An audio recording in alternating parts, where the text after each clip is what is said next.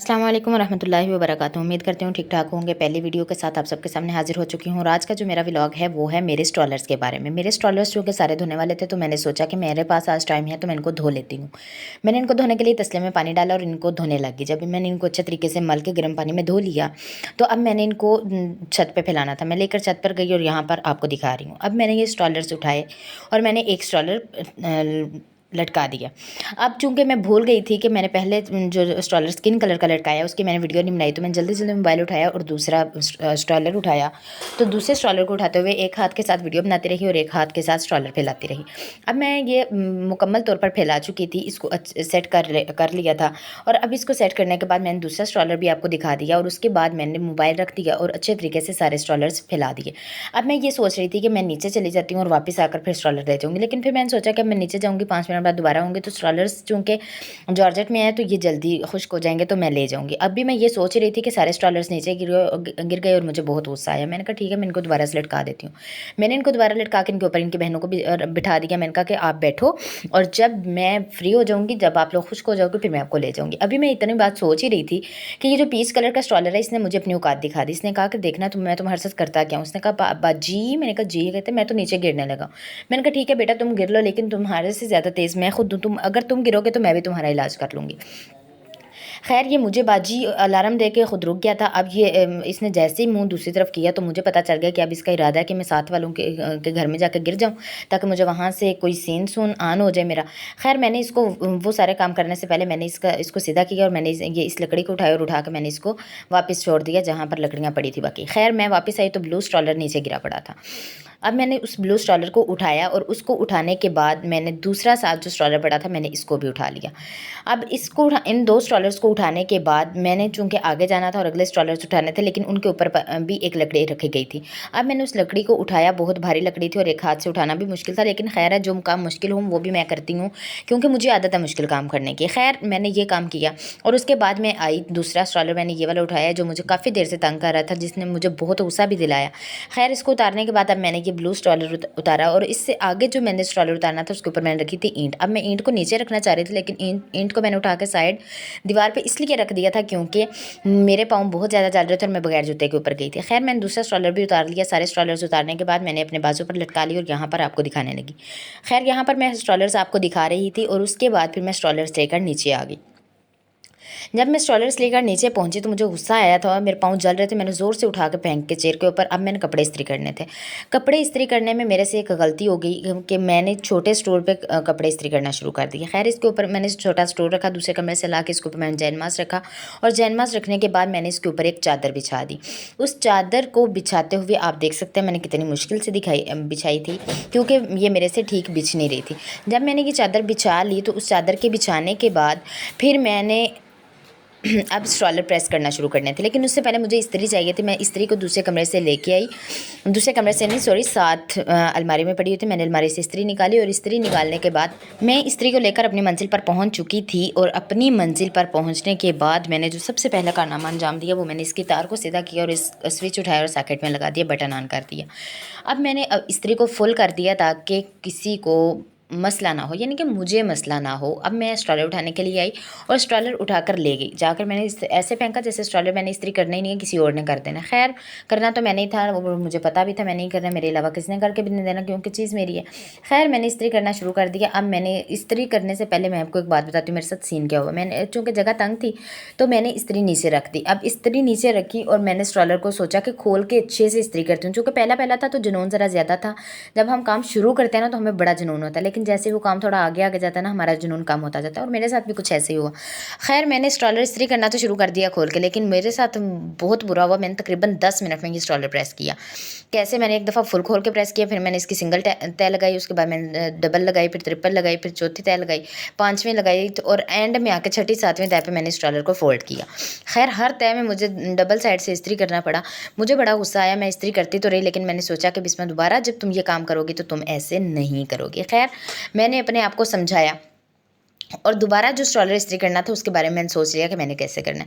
यहाँ पर मैं आपको एक बात बताना चाहूँगी कि हम कपड़े इस्त्री करते हैं इस तरह से कि हम इस्त्री को फुल कर देते हैं या 2-3 पे छोड़ देते हैं उसकी स्पीड के एतबार से, ठीक है। उसके बाद हम लोग उसको उठा के कपड़ा सीधा बिछा होता है उसके ऊपर फेर देते हैं आहिस्ता-आहिस्ता से और उसमें से सिलवट निकल जाते हैं।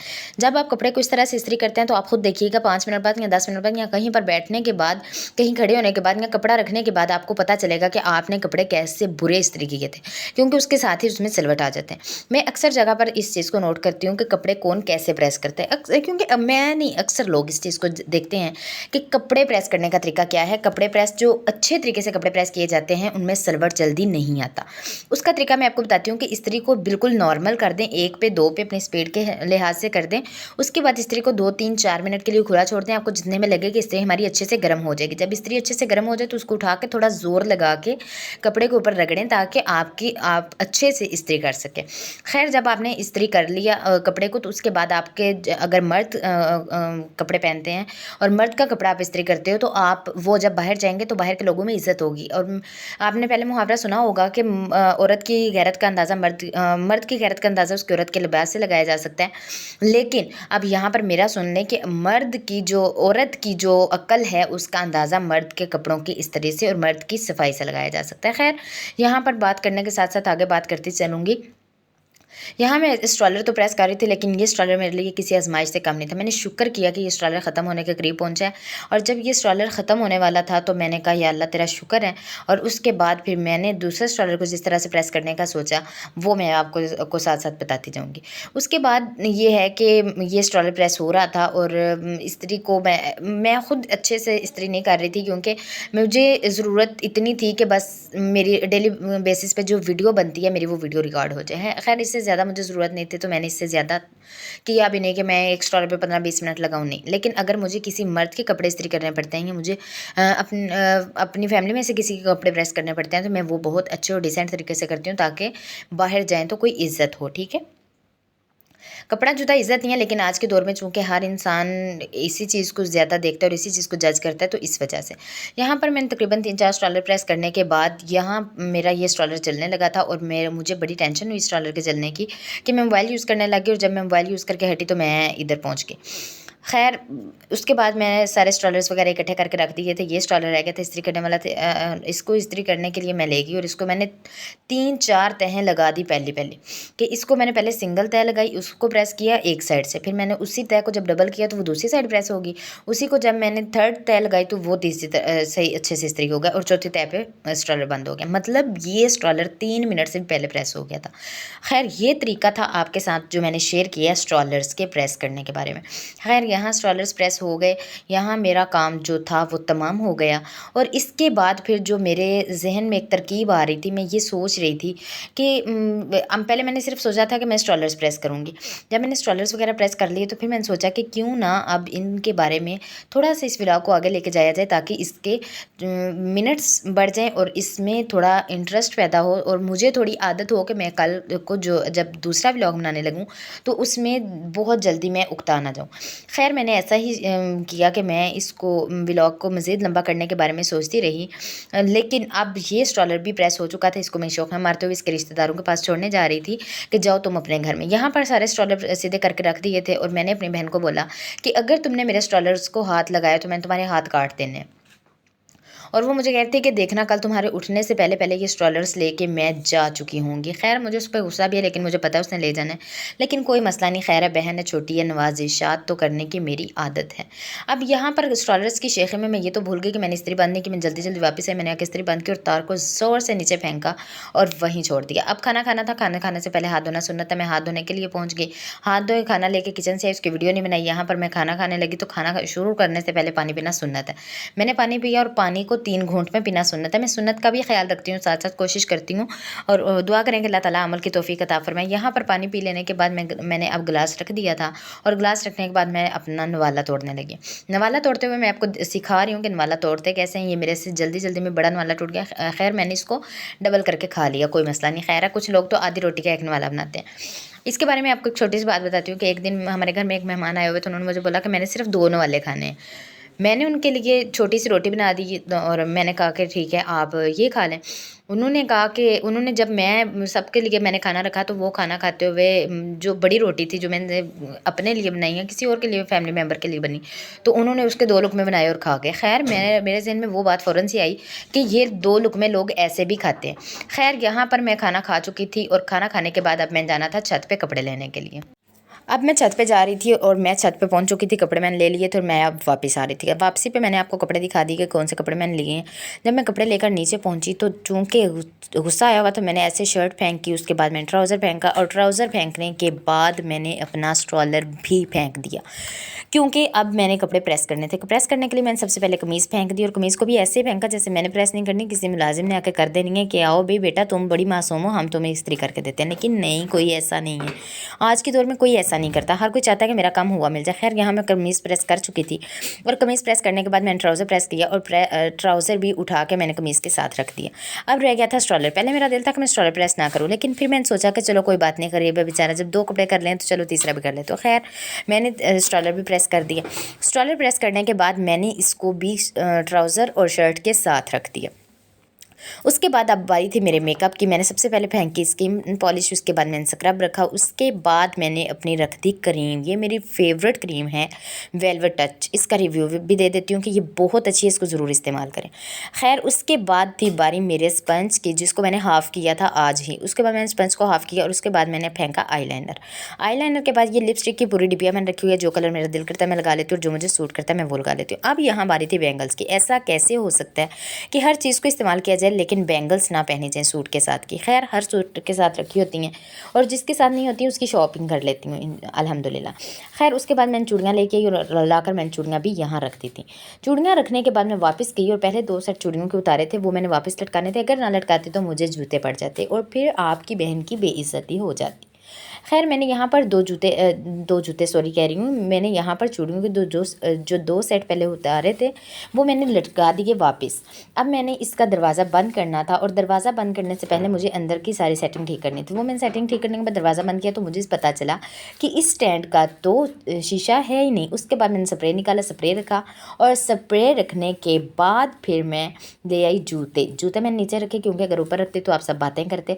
और जब मैंने जूते रख ली तो उसके बाद मैंने रखा हेयर ब्रश जो पीछे से टूटा हुआ था। अगर आपने गौर नहीं किया तो अब कर लें। उसके बाद मैं हेयर कैच रखा और उसके बाद फिर मैं शेखियाँ मारने लगी ड्रेस चेंज करने के बाद। फिर मैंने जूता पहना था। जूता पहनने के लिए मेरा ख्याल ये था कि मैं एक हाथ में मोबाइल पकड़ती हूँ और एक हाथ से मैं जूता पहन लेती हूँ, लेकिन ऐसा कैसे पॉसिबल था।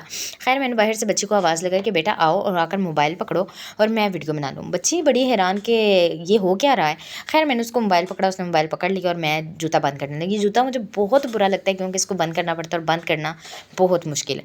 खैर मैंने चूँकि ब्लैक था मैंने पहना था, इसके अलावा ब्लैक हील्स में पड़े हुए थे। ये वाला जूता सिंपल नहीं था। खैर मैंने ऐसे जूता बंद किया, बड़ी मुश्किल से किया, हो गया।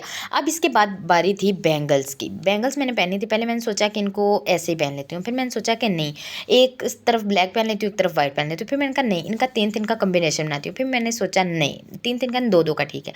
खैर मैंने 2-2 का कम्बिनेशन बनाना शुरू कर दिया और लास्ट में ये एक चूड़ी बच गई थी। ये सिंगल थी और मुझे सिंगल लोग बिल्कुल पसंद नहीं और सिंगल चीज़ें पसंद नहीं। मैंने इसको फेंक दिया और मैंने 2-2 का जो मेरा था कम्बिनेशन मैंने वो बनाया। अब मैंने ये चूड़ियाँ उतारनी थी, ये चूँकि तंग थी। अब इनके लिए मैंने तेल लाया और तेल मेरे हाथ पर लगने से पहले मेरी शर्ट पर लग गया। शर्ट मैंने वाश की, उसकी वीडियो ऐड नहीं की है। खैर मुझे बड़ा रोना आया इसको देख के कि मैंने इतनी मुश्किल से पहना था। यहाँ मैंने स्प्रे अपने कपड़ों पे कर रही थी और जब मैं ये स्प्रे कर रही थी तो ये स्प्रे थोड़ा सा मेरे मुंह में चला गया। मैंने हेयर कॉम्ब करना था तो मैंने जल्दी से ब्रश दिखाया, आपको कैचर दिखाया, लगाया। उसके बाद मैंने क्रीम लगानी थी। क्रीम मैंने बड़ी दबाई लेकिन नहीं निकली क्योंकि मैं अमीर हूँ और मेरे पास चीज़ें ज़्यादा ही होती हैं, वो निकालने में थोड़ी मुश्किल हो जाती है। वो मसला कुछ और था। खैर यहाँ मैंने लिप लाइनर पकड़ लिया। लिप लाइनर लगाने के बाद लिपस्टिक लगा ली और लिपस्टिक का मैंने बहुत अच्छा कलर लगाया। ज़िंदगी में पहली दफ़ा मेरी लिपस्टिक अच्छी लगी थी। खैर उसके बाद ये मेरा स्ट्रॉलर मैंने अपने ऊपर सेट कर लिया। स्ट्रॉलर सेट करने के बाद मैं आपको जूता दिखा रही थी कि मेरा जूता देखे कितना प्यारा लग रहा है। खैर उसके बाद मेरी बैंगल्स देखे, मेरी कलाइयाँ प्यारी हैं, बैंगल्स प्यारी नहीं है। खैर कलाई प्यारी हो तो बैंगल्स प्यारे लगते हैं। उसके बाद मुझे ये चलते चलते रिंग नज़र आ गई। इसको मैंने अपनी अपनी फिंगर में एडजस्ट किया और इसको मैंने आपको दिखाया। मुझे इस फिंगर में रिंग पहनना बहुत पसंद है और मुझे बहुत अच्छी भी लगती है। खैर उसके बाद ये इयररिंग ज़लील और इंतहाई बुरे, मैंने जैसे ही कानों के करीब किए, मेरे कानों में पहने, मेरे कानों में इतना शदीद दर्द हुआ, मैंने वो फ़ौरन से उतार के फेंक दिए। वरना ज़रूर दिखाती आपको कि ये मुझे कैसे लग रहे थे, मुझे बहुत बुरे लग रहे थे। खैर उसके बाद मुझे ये दूसरी रिंग भी मिल गई। मैंने इसको भी पहनना मुनासिब समझा और उसके बाद फिर मैंने ये अपने पाँव दिखाना शुरू कर दिए उन लोगों को जो मेरे बारे में तरह तरह की बातें करते हैं। खैर करते रहो, आई डोंट केयर। उसके बाद मैंने नमाज़ असर अदा की और उसी के साथ अपने व्लॉग को एंड किया, क्योंकि उसके बाद मैंने हम कुकिंग करनी थी और कुकिंग करते हुए मोबाइल इस्तेमाल करना मुश्किल है। इसी के साथ आप लोगों से इजाज़त चाहूँगी और उम्मीद करती हूँ कि आपको ये व्लॉग पसंद आया होगा। अगर ये व्लॉग पसंद आया है तो इसको दूसरों के साथ लाजमी शेयर करें और दूसरे और नए व्लॉग के लिए कनेक्टेड रहें और मुझे कमेंट सेक्शन में लाजमी मशवरा दें कि आप नेक्स्ट व्लॉग में क्या देखना चाहते हैं।